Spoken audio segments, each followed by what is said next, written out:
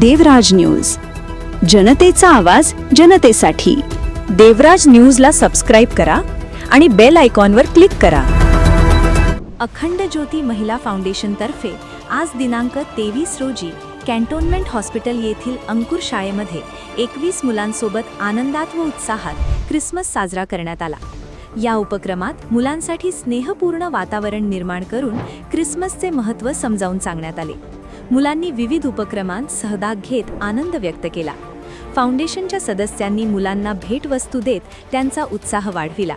यावेळी अखंड ज्योती महिला फाउंडेशनच्या अध्यक्षा ज्योती गवळी जॉर्ज यांच्यासह सदस्या धनश्री गायधणे, सुलभा हागवाने, अर्चना पारचा, चंद्रकला शिंदे, अंकिता करमासे, रचना चिंतवार, राजेश्वरी सावळे, मयुरी निकम आदी उपस्थित होत्या। समाजातील बालकांच्या चेहऱ्यावर आनंद फुलविणे हाच या उपक्रमाचा उद्देश असून अशा सामाजिक उपक्रमांमुळे माणुसकीचा संदेश समाजात पोहोचतो असे मत यावेळी व्यक्त करण्यात आले।